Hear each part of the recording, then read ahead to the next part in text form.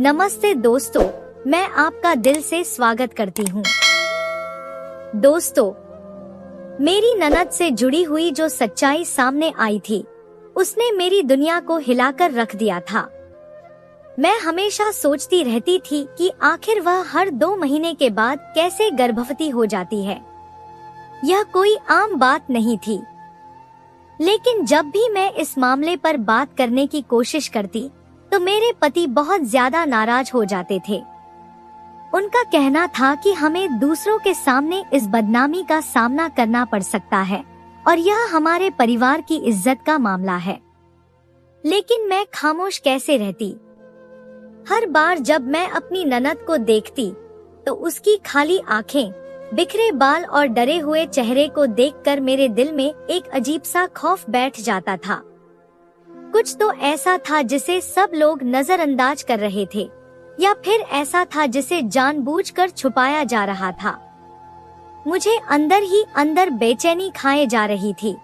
मैं सोचने पर मजबूर थी कि कहीं कुछ तो ऐसा नहीं हो रहा जो मेरी नजर से ओझल है। मेरे दिल में हर पल सवालों पर सवाल चल रहे थे। शायद यह मेरा सिर्फ वहम था, लेकिन मैं इस बात की तसल्ली कर लेना चाहती थी। इसके लिए मैंने एक बहुत ही ज्यादा खतरनाक कदम उठाया। अपने पति की गैर मौजूदगी में मैंने अपनी ननद के कमरे में एक छोटा सा खुफिया कैमरा लगा दिया। पहले दिन तो उसमें कुछ भी खास नजर नहीं आया और दूसरा दिन भी वैसे ही गुजर गया। मुझे लगा कि शायद मैं ही गलत सोच रही थी। मगर तीसरे दिन मेरी नजरें स्क्रीन पर जम गई। तीसरे दिन जो कुछ भी मैंने देखा, उससे तो मेरे शरीर से जैसे जान ही निकल गई थी। मेरी आंखें जम गई, सांस गले में ही अटक गई और पूरा शरीर कांपने लगा था। यह हकीकत, यह भयानक सच्चाई मैंने कभी सपने में भी नहीं सोची थी कि ऐसा भी मुमकिन हो सकता है। कमरे में होने वाली वह बहस मेरे मन में गूंजने लगी और मेरा दिमाग सुन्न हो गया था। दिल डर के मारे तेजी से धड़कने लगा। मैं चीखना चाहती थी, रोना चाहती थी, मगर मुझ में हिलने की भी हिम्मत नहीं हो रही थी। जैसे ही मैंने वीडियो का आखिरी नजारा देखा, मेरे पैरों तले से जमीन खिसक गई। मैंने जल्दी से कैमरा बंद किया, पर कांपते हाथों से उसे उठाया और दीवार का सहारा लेकर खड़ी हुई। मैं जानती थी कि अब यहाँ एक पल के लिए भी रुकना मेरे लिए बहुत खतरनाक हो सकता था।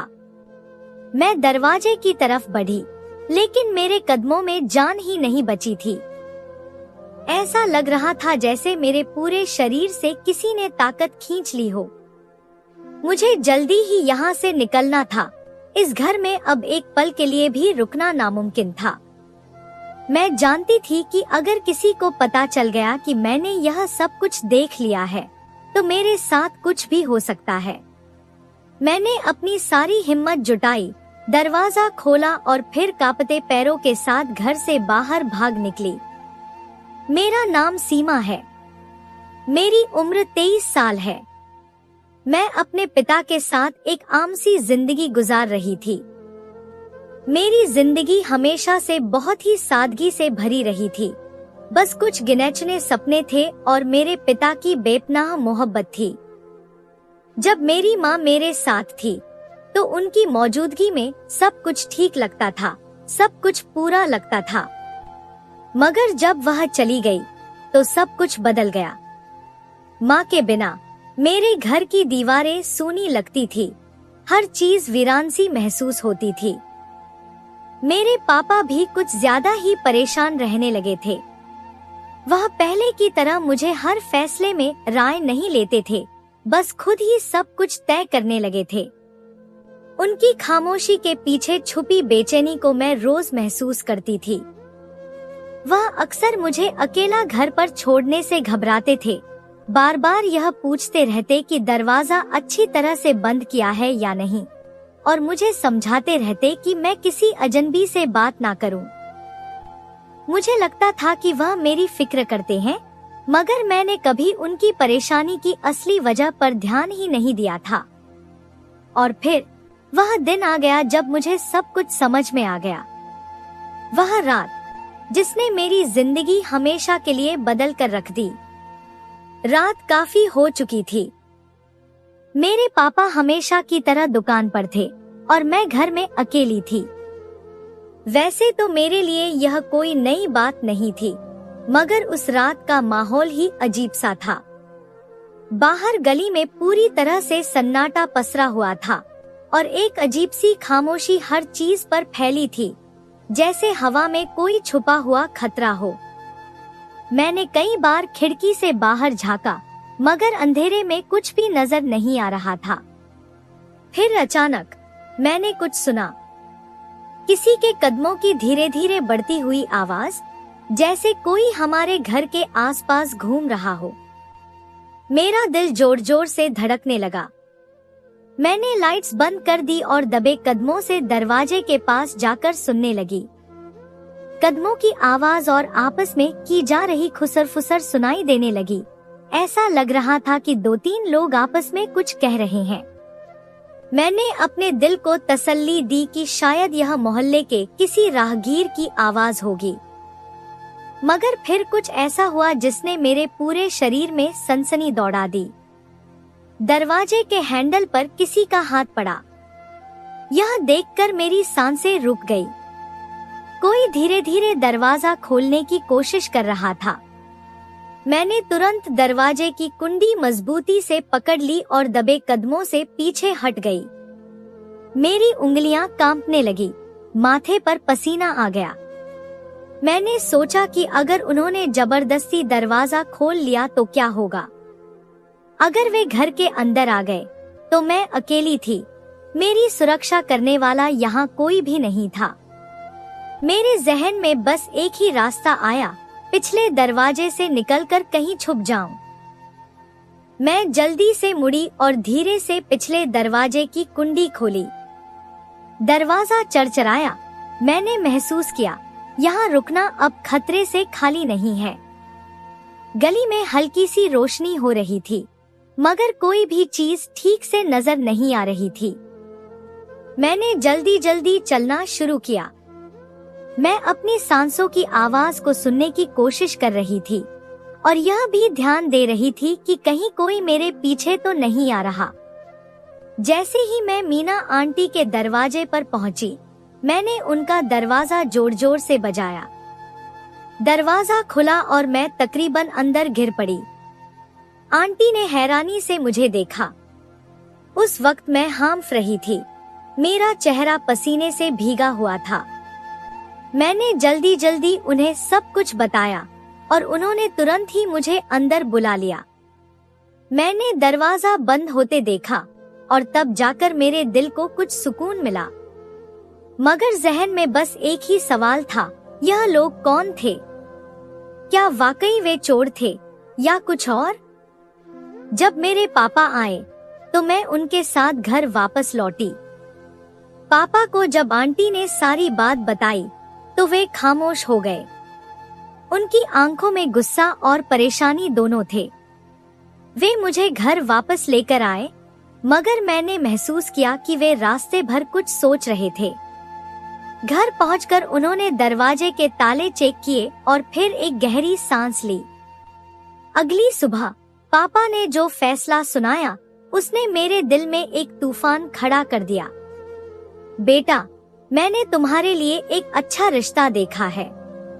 लड़का बहुत ही सुलझा हुआ है और बैंक में अच्छी नौकरी करता है। मुझे लगता है कि यह तुम्हारे लिए बहुत बेहतर होगा। मेरा दिल धक्क से रह गया। यह सब कुछ इतनी जल्दी? क्या पापा को लगा कि मैं अब इस घर में सुरक्षित नहीं हूँ? क्या वे मेरी सुरक्षा के लिए मुझे जल्द से जल्द विदा कर देना चाहते हैं? पापा, इतनी जल्दी? मैंने हल्की आवाज में कहा, जैसे खुद को भी यकीन ना हो कि यह सब मैं कह रही हूँ। पापा ने गहरी सांस ली, जैसे कोई बहुत भारी बोझ उनके सीने पर रखा हो। बेटा, तुम्हें मैं बेसहारा नहीं देख सकता। मैं नहीं चाहता कि मेरे बाद तुम्हें कोई सहारा ना मिले। मैं बस यह चाहता हूँ कि तुम एक अच्छे घर में चली जाओ। जहां तुम्हारी सुरक्षा हो सके। मैंने पापा की आंखों में वही डर देखा जो मैंने माँ के आखिरी दिनों में उनकी आंखों में देखा था। वे अकेले रह जाने से डरते थे। वे मुझे असुरक्षा में नहीं देखना चाहते थे। मैं खामोश रही। मैं जानती थी कि जो रात मैंने गुजारी थी वह मेरे लिए एक चेतावनी थी। कुछ दिनों बाद विजय और उसके पिता हमें देखने के लिए आए। वह दिन मेरे लिए किसी अजीब सपने की तरह था, एक ऐसा सपना जिसमें हकीकत और वहम के बीच की लकीर धुंधली हो चुकी थी। मैं खुद को यकीन दिलाने की कोशिश कर रही थी कि यह सब कुछ आम है, हर लड़की की जिंदगी में ऐसा वक्त आता ही है। मगर मेरे दिल की बेचैनी बढ़ती जा रही थी।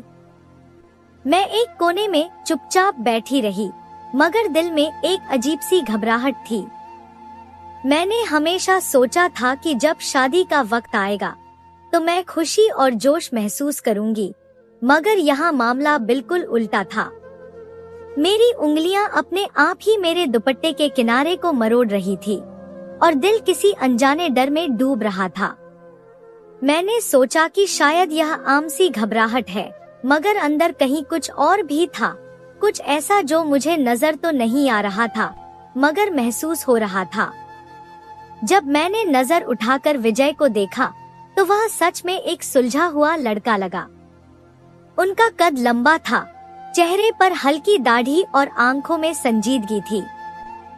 वह एक बहुत ही सीधे और शांत स्वभाव के शख्स लग रहे थे, बिल्कुल वैसे जैसे कि मेरे पापा चाहते थे। उनकी बातचीत में ठहराव था और उनके बात करने के अंदाज से यह समझ आ रहा था कि वह एक समझदार इंसान है। वह ज्यादा नहीं बोले, बस जरूरी बातें की। मैंने कई बार सुना था कि ज्यादा बोलने वाले अक्सर बनावटी होते हैं, तो शायद यह अच्छा ही था कि वह ज्यादा बात नहीं कर रहे थे। मगर फिर भी मेरे दिल में एक कसक बाकी थी। शायद इसकी वजह कुछ और थी। पापा तो पहली नजर में उन्हें पसंद कर चुके थे, मगर एक बात मुझे खटक रही थी। शायद मेरा दिल बिना वजह ही वहम पाल रहा था। मगर जब मैंने यह देखा कि उनके साथ उनकी छोटी बहन नहीं आई, तो मुझे अजीब लगा। आम तौर पर रिश्ते देखने के मौके पर बहनें तो जरूर साथ में आती हैं, खास तौर पर अगर वह इकलौती हो। मैंने खुद को तसल्ली दी कि शायद कोई बड़ी वजह होगी, मगर जब पापा ने खुद पूछ लिया तो मैंने विजय और उनके पिता के चेहरे पर एक पल के लिए फैली परेशानी को महसूस किया।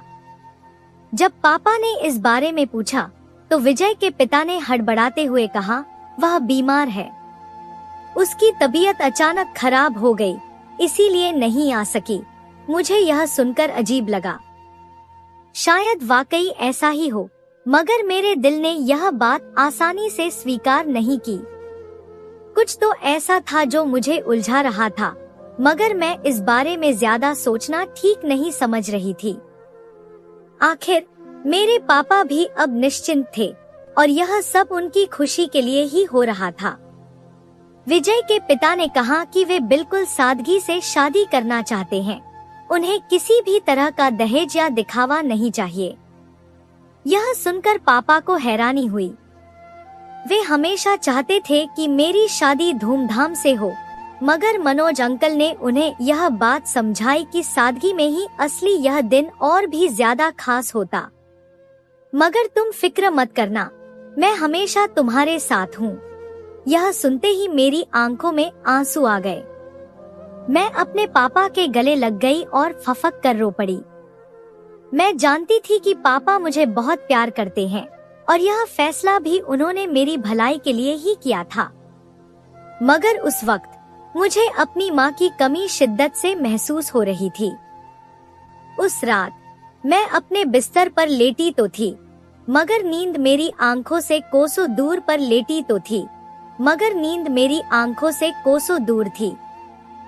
मेरे जहन में वह रात अभी भी गूंज रही थी, जब मैं घबराई हुई मीना आंटी के घर भाग गई थी और पापा ने अगले ही दिन मेरे लिए रिश्ता तलाश करने का फैसला कर लिया था।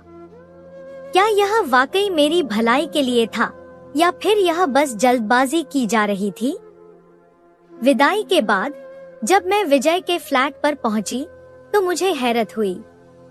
मैं हमेशा सोचती थी कि शादी के बाद जब लड़की अपने नए घर जाती है तो सब कुछ अजनबी लगता होगा, एक नया माहौल, नए लोग और नए रिश्ते।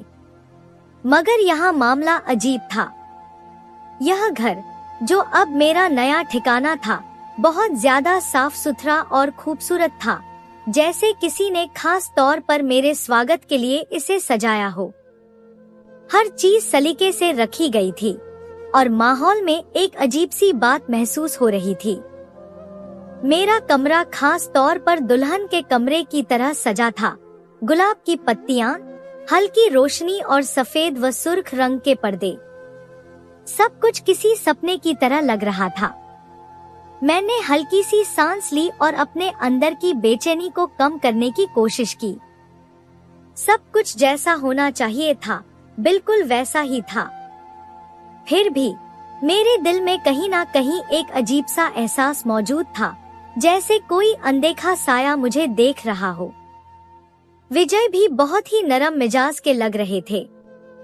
वो मुझसे नरमी और प्यार से बात कर रहे थे। उनके लहजे में तमीज थी और वह एक सुलझे हुए इंसान लग रहे थे, जैसा कि पापा ने कहा था। मुझे लगा कि शायद मैं बिना वजह घबरा रही थी। शायद पापा ने सच में मेरे लिए एक बहुत अच्छा रिश्ता ढूंढा था। मगर फिर अगली सुबह कुछ ऐसा हुआ जिसने मेरी आत्मा तक को हिलाकर रख दिया। रात में मुझे गहरी नींद नहीं आई थी। नया घर था, नया माहौल और अजीब सी बेचैनी। मैं बार बार करवट बदलती रही और फिर तड़के सुबह ना जाने कब मेरी आंख लग गई। सुबह सवेरे अचानक एक खौफनाक आवाज ने मुझे डरा दिया। यह कोई आम डर या दर्द की चीख नहीं थी, बल्कि उसमें एक दहशत और बेबसी थी। ऐसा लगा जैसे कोई बहुत ज्यादा तकलीफ में हो, जैसे किसी के साथ कुछ बहुत बुरा हो रहा हो। मैं एक झटके से बिस्तर से उठी। मेरे हाथ पसीने से भीग चुके थे। मैं तेजी से दरवाजे की तरफ लपकी। मेरा दिल धड़क रहा था, सांसें उखड़ रही थी। मैंने नजर घुमाई तो देखा कि विजय भी जाग चुके थे और वह मुझसे पहले ही दरवाजे की तरफ बढ़ चुके थे। उनके चेहरे पर परेशानी की झलक साफ दिख रही थी। यह आवाज कैसी है? मैंने विजय से पूछा, जैसे मेरे दिल में कोई अनजाना खौफ उठने लगा हो। मैंने इससे पहले कभी ऐसी आवाज नहीं सुनी थी। यह कोई आम बात नहीं थी। कुछ नहीं है, तुम बस अंदर रहो, मैं देख कर आता हूँ, विजय ने जल्दी से जवाब दिया, मगर उसके आवाज में बेचैनी थी। ऐसा लग रहा था कि जैसे वह कुछ छुपाने की कोशिश कर रहा हो, जैसे वह नहीं चाहता था कि मैं बाहर जाऊं। मगर मैं रुक नहीं सकती थी। मेरे कदम अपने आप दरवाजे की तरफ बढ़ गए। मैं नहीं जानती थी कि मेरे साथ अब क्या होने वाला था, मगर मेरा दिल कह रहा था कि अगर मैं नहीं गई तो शायद मैं एक बहुत बड़े राज से अनजान रह जाऊंगी। मैंने दरवाजे की दरार से झांका और जो मंजर मैंने देखा उसने मेरे शरीर में जैसे सनसनी दौड़ा दी। सामने हॉल के दूसरे सिरे पर एक लड़की जमीन पर गिरी हुई थी। उसके लंबे बाल बिखरे हुए थे और उसके कपड़े उलझे हुए थे। उसके चेहरे पर दहशत भरी, खौफनाक लकीरें थी, जैसे वह कुछ कहने की कोशिश कर रही हो, मगर शब्द उसका साथ नहीं दे रहे थे। यह कौन थी? मैंने नजर घुमाई तो देखा कि विजय के पापा पास में खड़े थे, मगर उनके चेहरे पर कोई परेशानी या हैरानी नहीं थी, जैसे यह उनके लिए बिल्कुल आम बात हो। विजय आगे बढ़े और जल्दी से उस लड़की को सहारा देने लगे, मगर वह बार बार पीछे हट रही थी, जैसे कि वह विजय से बहुत ज्यादा डरी हुई हो। यह सब क्या हो रहा है? मैंने धीरे से खुद से कहा, मगर मेरे सवालों का जवाब मुझे कुछ ही पलों में मिलने वाला था। एक औरत ने आगे बढ़कर उस लड़की का बाजू जोर से पकड़ लिया और सख्त लहजे में बोली, बस करो, यह रोज रोज का तमाशा बंद करो। मेरा दिल टूटने लगा। यह लड़की कौन थी और यह सब क्यों हो रहा था? मैंने विजय की नजरों में कुछ अजीब सा देखा, एक बेचैनी, एक घबराहट, जैसे वह नहीं चाहता था कि मैं यह सब देखूं। फिर अचानक उस लड़की की नजर मुझ पर पड़ी। वह मुझे देखकर स्तब्ध रह गई। उसकी आंखों में एक ऐसी बेचैनी थी जो मैंने पहले कभी नहीं देखी थी, जैसे वह कुछ कहना चाहती हो, कुछ बताना चाहती हो, मगर कोई डर उसके शब्द को रोक रहा हो। फिर उसने गिड़गिड़ाती हुई आवाज में एक वाक्य कहा जो मेरे कानों में किसी बिजली की तरह गिरा, सीमा, भाग जाओ। मेरे पूरे शरीर में झुरझुरी दौड़ गई। यह कौन थी और इसे मेरा नाम कैसे मालूम था? मेरा दिल घबराने लगा। मैंने विजय की तरफ देखा। उसका चेहरा पहले से ज्यादा संजीदा हो चुका था, जैसे वह चाहता था कि अब मैं एक शब्द भी ना बोलूं। यह सब क्या हो रहा था? मेरी शादी को सिर्फ एक दिन ही हुआ था और मैं पहले ही दिन किसी भयानक राज में उलझ चुकी थी। मुझे समझ नहीं आ रहा था कि अब मैं क्या करूं। मेरा दिल एक ही बात कह रहा था, यहाँ कुछ बहुत गलत हो रहा है। वह लड़की मैले कुचली सी थी, उसके बिखरे बाल, चेहरे पर खौफ की परछाइयां। यह सब क्या था? सोच सोच कर मेरा दिमाग फटा जा रहा था। यह मंजर मेरे लिए ऐसा था जिस पर मैं यकीन नहीं कर पा रही थी। मेरा दिल तेजी से धड़कने लगा और हाथ ठंडे पड़ गए। मैंने कभी ऐसा कुछ अपनी आंखों से देखा ही नहीं था। वो लड़की जमीन पर बैठी अपने बाल पकड़ रही थी, कभी अपने सिर को दोनों हाथों से बींधती, कभी जोर जोर से चीखने लगती। उसकी आंखों में एक अजीब दहशत थी, जैसे वह किसी गहरी यातना में कैद हो। वह अपने हाथों से अपने सिर को पीट रही थी, चीख रही थी और फर्श पर लात घूंसे मार रही थी। विजय आगे बढ़े, जैसे वह इन सब चीजों के आदी हो, जैसे यह कोई नई बात ना हो। वह झुककर उसके कंधों को थामने की कोशिश कर रहे थे और बहुत ही नरमी से समझा रहे थे, मगर वह बार बार रोए जा रही थी और जिद कर रही थी। निशा, बस करो, देखो सब कुछ ठीक है, तुम्हें कुछ भी नहीं होगा, बस आराम से बैठो प्लीज। मैं बड़ी मुश्किल से लड़खड़ाते हुए कदमों से उसकी तरफ बढ़ी और विजय को देखा, जो उसे काबू में करने की कोशिश कर रहा था, मगर वह खुद भी थका हुआ लग रहा था, जैसे यह सब उसकी जिंदगी में हर रोज होता हो। यह वही लड़की थी जिसे विजय की छोटी बहन बताया गया था, निशा। मेरा दिमाग जैसे सुन्न हो गया। यह हकीकत मुझ पर आसमान की बिजली की तरह गिरी थी। निशा, वह तो आई ही नहीं थी शादी के दिन, और आज मैं उसे पहली बार देख रही थी, वो भी इस हाल में। मगर वह मुझे आम लड़की नहीं लगी। उसकी हरकतें बहुत ही अजीब थी, जैसे कि वह पागल हो या किसी बहुत ही भयंकर खौफ से जूझ रही हो। मुझे लगा जैसे वह चीख नहीं रही थी, बल्कि किसी बर्दाश्त न कर पाने वाली मुसीबत में पड़ी थी, जैसे वह अपने ही अंदर किसी ऐसी कैद में हो जहां से वह निकलना चाहती हो, मगर कोई दरवाजा ना हो। विजय ने गहरी सांस ली, जैसे वह थक चुका हो, और मेरी तरफ पलट कर आया। यह कौन है और यह इस हाल में क्यों है? मेरी आवाज में शक था। मुझे लगा जैसे मेरा पूरा वजूद किसी अनजान खतरे की गिरफ्त में आ चुका हो। मैं शादी के बारे में जो कुछ सोच रही थी, जो सपने देखे थे, सब पल भर में चकनाचूर हो रहे थे। यह मेरी बहन निशा है। वह बचपन से ही मानसिक तौर पर बीमार है। विजय के शब्द मेरे दिमाग पर बिजली की तरह गिरे। मैंने हैरत से उसकी तरफ देखा और फिर उस लड़की की तरफ, जो अभी भी जमीन पर बैठी खुद से लड़ रही थी। माँ की मौत के बाद इसकी हालत और बिगड़ गई। पापा और मैंने इसे संभालने की पूरी कोशिश की, मगर यह हमारे लिए आसान नहीं था। विजय की आवाज में थकान थी, जैसे वह यह सब कहकर खुद को भी समझाने की कोशिश कर रहा हो। अगर हम किसी भी लड़की के घर वालों को यह सब बताते तो शायद कोई भी अपनी बेटी की शादी हमारे घर में नहीं करता। इसीलिए हमने यह बात तुम लोगों से छुपाई थी। मगर मैं जानता था कि तुम समझदार हो, तुम इस सच्चाई को कबूल कर लोगी। मेरी टांगें कांपने लगी। मुझे लगा जैसे मेरे पैरों तले से जमीन खिसक रही हो। तुमने यह बात छुपाई। मेरी आवाज कांप रही थी। मैं सदमे में आ गई थी। तो फिर इसका इलाज? हमने इसका इलाज बहुत करवाया, मगर कोई फायदा नहीं हुआ। विजय ने कंधे झटक दिए, जैसे वह खुद भी बेबस हो। मेरी नजरें निशा पर जम गई, जो अभी भी वैसी ही बैठी थी, मगर उसकी सांसें तेज थी। उसकी आंखों में ऐसा गहरा खालीपन था जिसे देखकर मेरी रीढ़ की हड्डी में सनसनी दौड़ गई।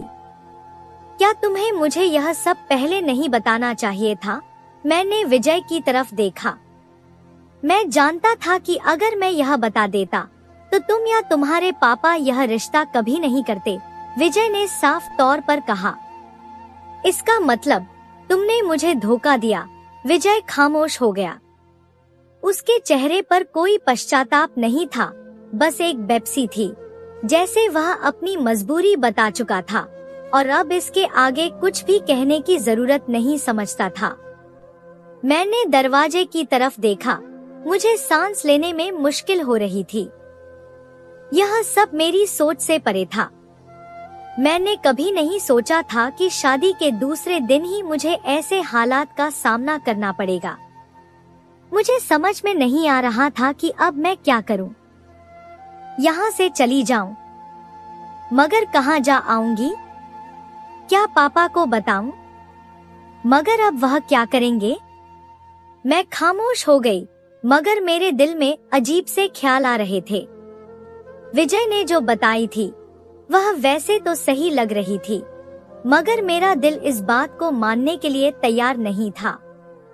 अगर निशा सच में मानसिक तौर पर बीमार थी तो उसे देखकर मेरे अंदर इतना खौफ क्यों जाग रहा था? क्यों उसकी नजरें कुछ कहना चाहती थी, मगर उसके शब्द उसका साथ नहीं दे रहे थे? निशा। उस दिन से मैंने उस पर गहरी नजर रखनी शुरू कर दी। मैं जानना चाहती थी कि क्या वह सच में बीमार है या फिर कोई राज है जो विजय और उसके पिता मुझसे छुपा रहे हैं। अगले कुछ दिनों में मैंने महसूस किया कि निशा की हरकतें बहुत अजीब हो गई थी। वह अक्सर मेरे करीब आती, मुझे देखती, जैसे कुछ कहना चाहती हो, मगर फिर अचानक रुक जाती। उसकी आंखों में एक अनोखी बेचैनी थी, जैसे वह किसी गहरे सदमे में हो। फिर एक दिन जब मैं अपने कमरे में बैठी थी, निशा धीरे धीरे मेरे पास आई। उसे देखकर मेरे दिल में एक अनजाना खौफ उठने लगा, मगर मैंने खुद को तसल्ली देने की कोशिश की और शांत रहने के लिए खुद को समझाया। मैंने उसे ध्यान से देखा। उसके कपड़े गंदे थे, बाल बिखरे हुए थे और उलझे हुए थे। फिर उसकी आंखें, उसकी आंखों में एक अजीब सी दहशत थी। उसने धीरे से मेरा हाथ पकड़ा और मेरे करीब आई। मेरा दिल जोर से धड़कने लगा।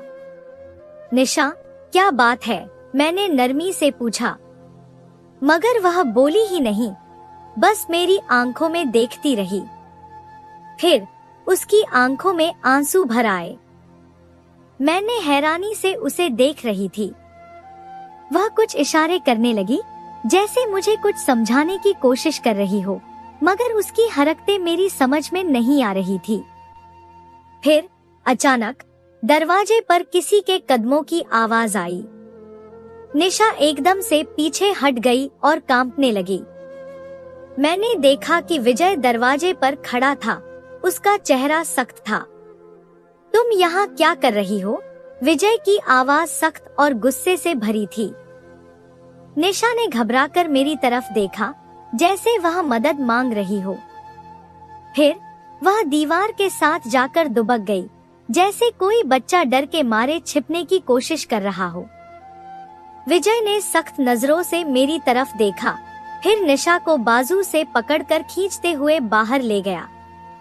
विजय का यह रवैया निशा के साथ इतना सख्त क्यों था? क्या वह वाकई अपनी बहन के लिए फिक्रमंद था, या उसकी सख्ती के पीछे कोई और राज छुपा हुआ था?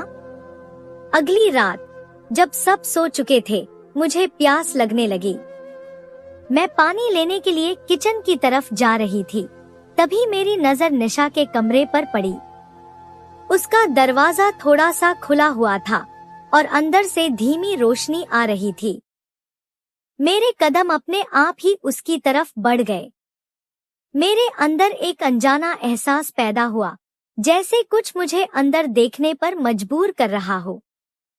मैं धीरे से अंदर झांकी और जो मंजर मेरे सामने आया, उससे मेरे पैरों तले से जमीन खिसक गई।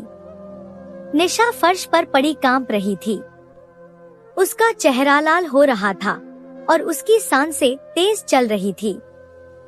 वह बार बार अपने बाजुओं को जोर से जकड़ रही थी, जैसे खुद को काबू में रखने की कोशिश कर रही हो। निशा, तुम ठीक तो हो?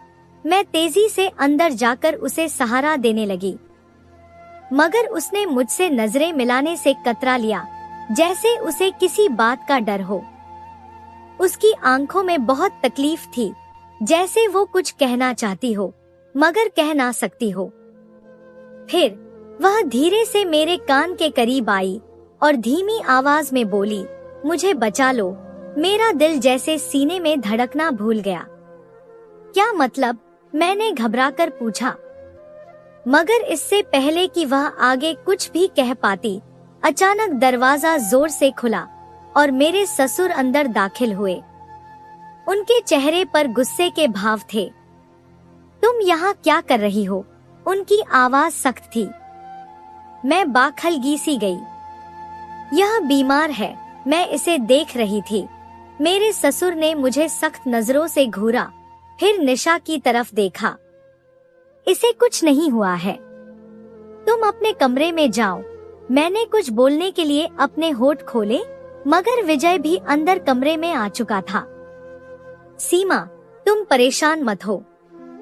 निशा को बस बुखार है, हम इसे संभाल लेंगे।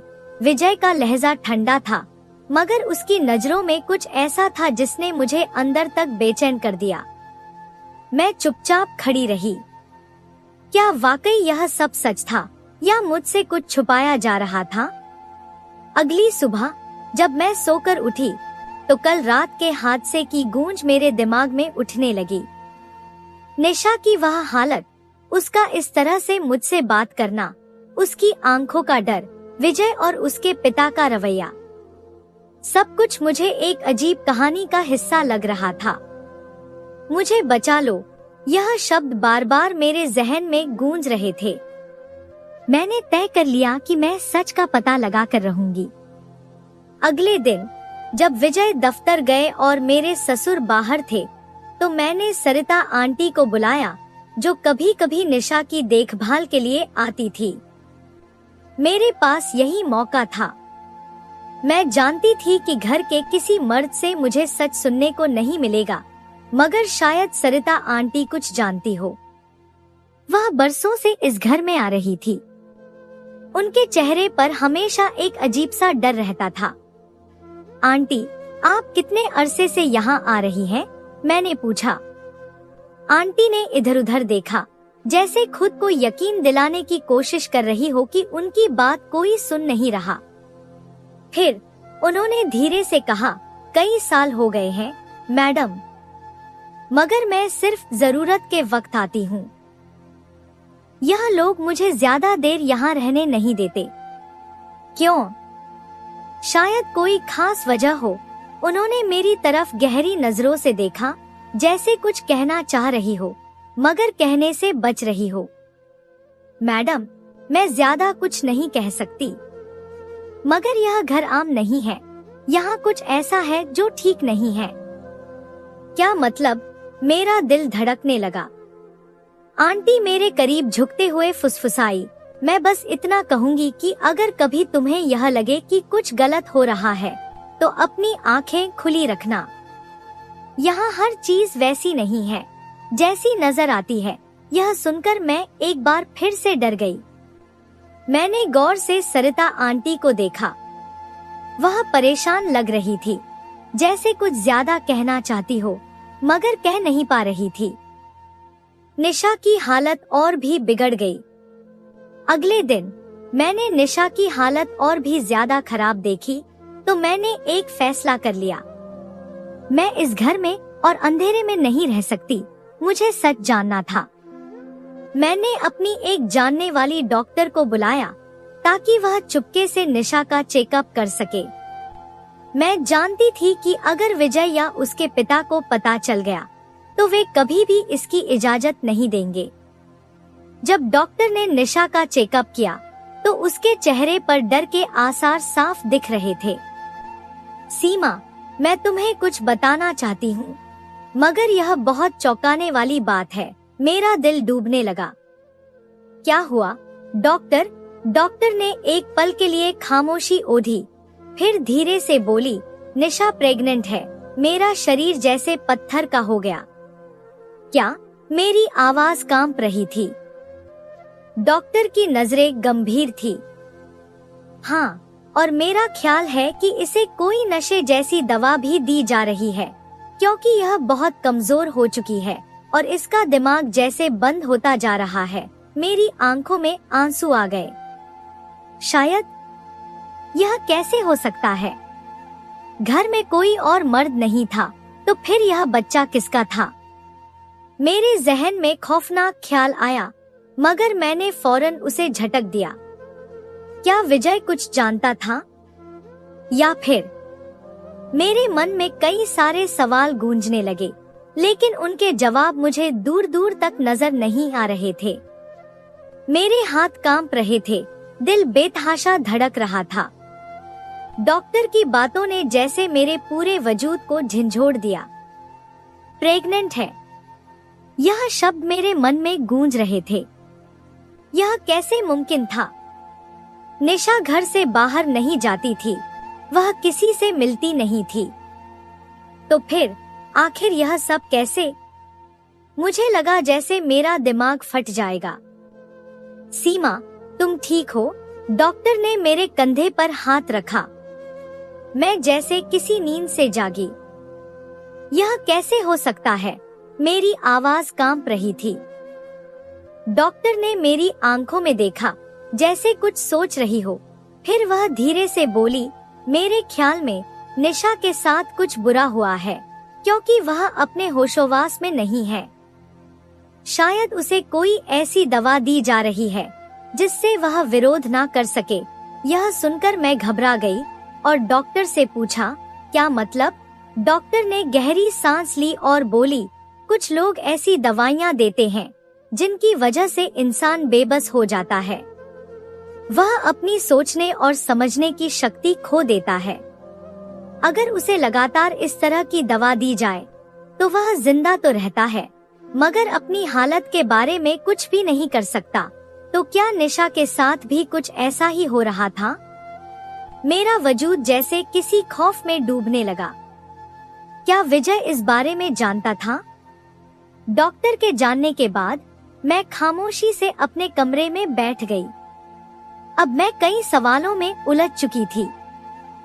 क्या विजय को इस बारे में सब कुछ मालूम था? अगर निशा बीमार है तो फिर वह प्रेग्नेंट कैसे हो सकती है? अगर यह बात विजय को नहीं पता तो क्या उसके पिता को पता है? अगर दोनों ही यह जानते हैं तो फिर वे यह हकीकत क्यों छुपा रहे हैं? मुझे लगा अगर मैंने सच्चाई तलाश नहीं की तो मैं खुद भी किसी जाल में फंस जाऊंगी। मैंने तय कर लिया था कि किसी भी कीमत पर इस रात से पर्दा उठाकर रहूंगी। यह घर कुछ बड़ा छुपा रहा था और मैं अनजाने में ही सही, लेकिन अब इस घर का हिस्सा बन चुकी थी। मुझे इस घर के बारे में बहुत कुछ अजीब लग रहा था। मेरा दिल कह रहा था कि कुछ ना कुछ जरूर छुपाया जा रहा है। निशा की हालत, उसकी आंखों में बसी हुई दहशत और सबसे ज्यादा उसका बच्चा, यह सब किसी ख्वाबनाक हादसे की तरफ इशारा कर रहे थे, मगर मैं अब तक इसे समझ पाने में नाकाम थी। मैं जानना चाहती थी कि रातों को यहाँ पर क्या होता है। विजय और उसके पिता हमेशा कहते हैं कि निशा को किसी मानसिक बीमारी है, मगर जो कुछ भी मैंने देखा था वह इस कहानी से मेल नहीं खाता था। तीसरी रात जो हुआ उसने मेरी दुनिया हिला दी। रात के सन्नाटे में जब पूरा घर सो रहा था, निशा के कमरे का दरवाजा धीरे से खुला। मैंने कैमरे की स्क्रीन पर नजरें गड़ा रखी थी।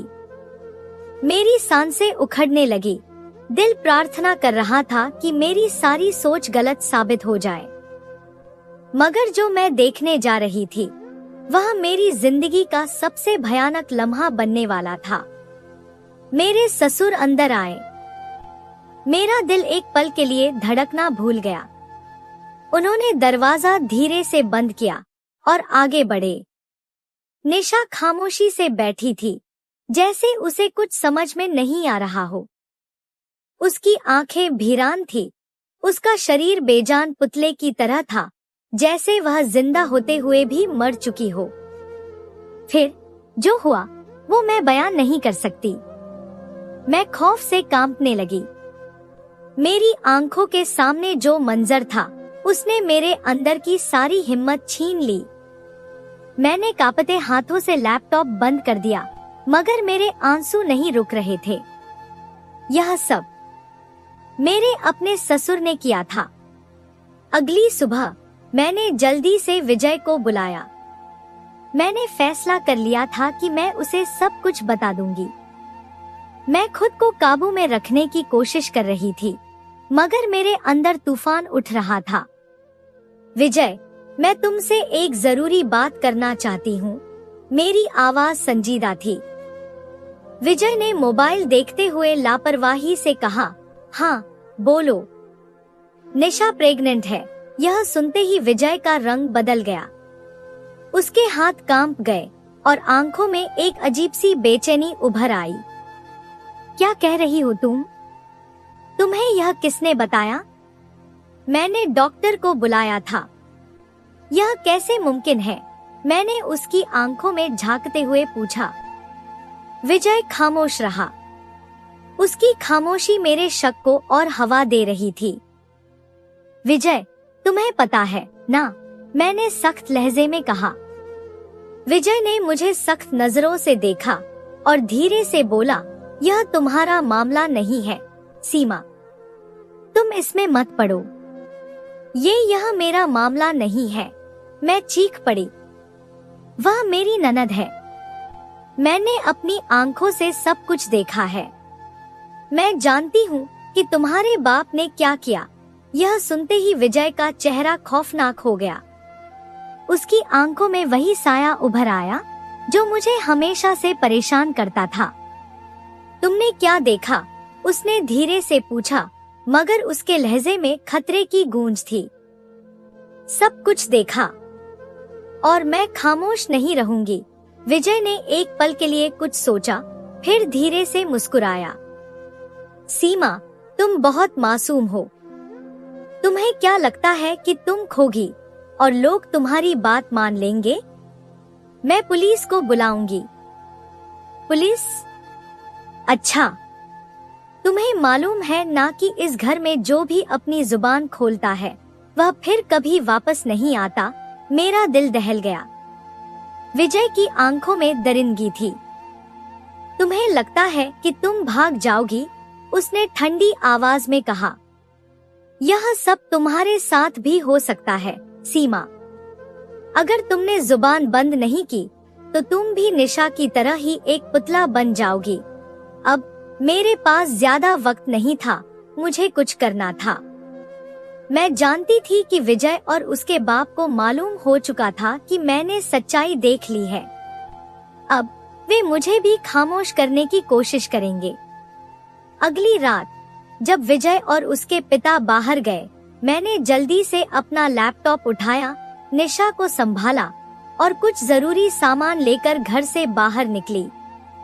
मेरी सांसें उखड़ रही थी, दिल जोर जोर से धड़क रहा था, खौफ मेरी नसों में दौड़ रहा था, लेकिन मैं रुक नहीं सकती थी। अब वक्त बहुत कम था और खतरा बहुत ज्यादा। अगर उन्होंने मुझे देख लिया तो।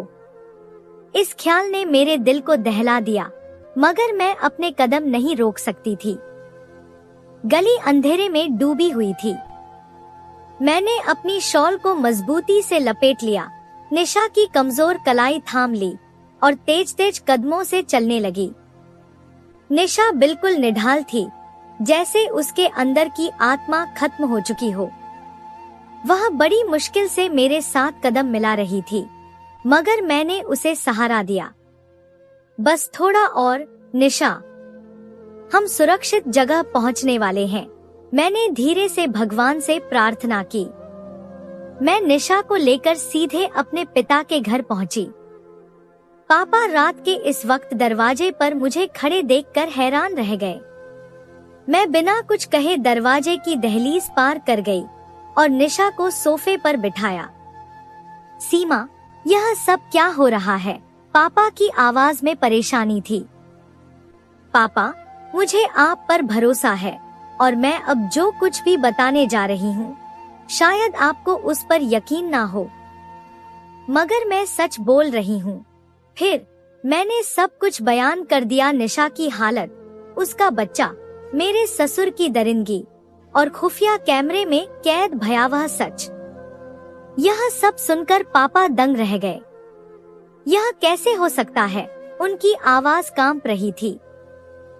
पापा, मैंने अपनी आंखों से सब कुछ देखा है। हमें पुलिस को जानकारी देनी होगी। पापा ने कांपते हाथों से फोन उठाया और पुलिस को बुला लिया। पुलिस जल्दी ही हमारे घर पहुंच गई। मैंने खुफिया कैमरे की रिकॉर्डिंग उन्हें दे दी। उन्होंने हर चीज तसल्ली से सुनी, मगर फिर जो सच सामने आया वह और भी ज्यादा खौफनाक था। यह पहला मौका नहीं था जब उन लोगों ने किसी लड़की को इस तरह से अपना शिकार बनाया था। हर 2-3 साल के बाद वे किसी नई जगह जाकर एक नई लड़की को अपने जाल में फंसाते, उससे शादी करते और फिर वही जुल्म करते जो निशा पर हुआ था। यह सुनकर मेरे होश उड़ गए। क्या यह सच है? हाँ, पुलिस इंस्पेक्टर ने कहा। जब हमने निशा के दस्तावेज देखे तो हमें पता चला कि वो विजय की बहन नहीं, बल्कि उसकी पिछली पत्नी थी। लेकिन वह पागल क्यों है? मैंने अविश्वास से पूछा। इंस्पेक्टर ने गहरी सांस ली, फिर धीरे से कहा, क्योंकि विजय और उसके बाप ने उसे नशे के ढेर सारे इंजेक्शन दिए थे ताकि वह यह सच्चाई किसी को भी ना बता सके। मेरी आंखों में आंसू आ गए। यह लोग दरिंदगी हैं, सीमा जी, इंस्पेक्टर ने कहा। हमें अब इस मामले की गहराई से जांच करनी होगी। लेकिन हमें लगता है कि यह दोनों पहले भी यह सब कुछ कर चुके हैं। पुलिस ने विजय और उसके पिता को गिरफ्तार कर लिया। जब विजय को गिरफ्तार किया गया तो उसने सब कुछ साफ साफ बता दिया। हाँ, मैंने यह सब किया है और मैं इसे दोबारा भी कर सकता था, विजय ने बेहिचक कहा। तुमने कितनी और औरतों के साथ ऐसा किया? इंस्पेक्टर ने सवाल किया। विजय हंस पड़ा। हर बार मैंने यही खेल खेला। मैं खुश था कि हमने तुम्हें बीच में लिया, मगर तुम बहुत चालाक निकली, सीमा। यह सुनकर मेरे बदन में झुरझुरी दौड़ गई। जैसे जैसे पुलिस की तहकीकात आगे बढ़ी, जो सच सामने आया वह मेरी सोच से भी कई ज्यादा भयावह था। यह सिर्फ निशा के साथ होने वाला जुल्म नहीं था, बल्कि एक ऐसा अपराध था जो सालों से जारी था। यह दोनों बाप बेटे का धंधा था। यह लोग बेसहारा लड़कियों को अपने जाल में फंसाते, उन्हें गर्भवती करते और उनके बच्चों को विदेश में बेऔलाद जोड़ों को बेच देते। वे हमेशा ऐसी लड़की की तलाश में रहते जो या तो बहुत गरीब होती या बेसहारा। मेरा दिल भय से कांप उठा। न जाने अब तक कितनी महिलाओं की जिंदगी यह बर्बाद कर चुके होंगे। पुलिस ने और तेजी से छानबीन शुरू की। पता चला कि विजय की 5 पत्नियां तो गायब थी और उन्हें पागल खाने में भर्ती करवा दिया गया था। जब वे लड़कियां उनके काम की नहीं रहती थी तो वे उन्हें पागल घोषित करवा देते थे। यह जानकर मेरी सांसें अटक गई। क्या मैं भी इसी अंजाम का शिकार होने वाली थी? अगर मैंने सही समय पर कुछ ना किया होता तो मेरी कहानी भी वही होती जो निशा और बाकी बदकिस्मत लड़कियों की थी। पुलिस ने निशा के परिवार वालों को तलाश करने के लिए तहकीकात तेज कर दी। मेरे पापा ने भगवान का धन्यवाद किया कि उन लोगों ने अभी तक मुझे कोई नुकसान नहीं पहुंचाया था। मैं अपने पिता के साथ बैठकर सोचती रही, अगर मैं खामोश रहती, अगर मैं सच्चाई जानने की कोशिश ना करती, अगर मैं उन लोगों से डर जाती तो आज मैं कहाँ होती। लेकिन सबसे बड़ा सवाल यह था कि यह सिलसिला कब से जारी था। क्या अभी भी कुछ लड़कियां उनके शिकंजे में फंसी हुई थी? मैं जानती थी कि यह मामला सिर्फ विजय और उसके बाप के पकड़े जाने से हल नहीं होगा। पुलिस को उनके पूरे नेटवर्क तक पहुंचना था ताकि आगे किसी मासूम लड़की की जिंदगी बर्बाद ना हो।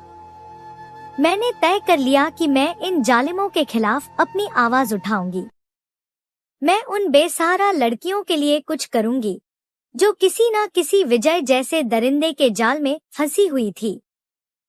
यह मेरा बदला था, सिर्फ अपने लिए नहीं बल्कि उन तमाम लड़कियों के लिए जिनकी आवाज कभी किसी ने नहीं सुनी।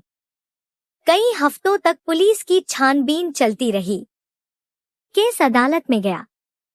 विजय और उसके बाप को उम्रकैद की सजा हुई। निशा को अस्पताल ले जाया गया जहां उसे इलाज मिला। कुछ महीनों बाद उसकी हालत बेहतर होने लगी। वह बोलने लगी। उसने अपनी खोई हुई जिंदगी को वापस पाने की शुरुआत कर दी थी और मैंने अपनी जिंदगी को एक नए मकसद के साथ जीने का फैसला किया। मैंने सोच लिया कि मैं उन महिलाओं की मदद करूंगी जो घरेलू हिंसा और दरिंदगी का शिकार होती हैं। अगर मैंने सरिता के इशारे को नजरअंदाज कर दिया होता, अगर मैंने कैमरा ना लगाया होता, अगर मैंने खामोशी से विजय की बात मान ली होती, तो आज मैं भी किसी पागल खाने में कैद होती या शायद मौत के घाट उतार दी गई होती। जिंदगी कभी भी उतनी सीधी नहीं होती जितनी हमें नजर आती है। कभी कभी हमारे लिए सबसे बड़ा खतरा वही होता है जहां हम सबसे ज्यादा खुद को सुरक्षित महसूस करते हैं। कभी भी किसी अजनबी पर आंख बंद करके भरोसा ना करें। तो दोस्तों, यह थी हमारी आज की कहानी।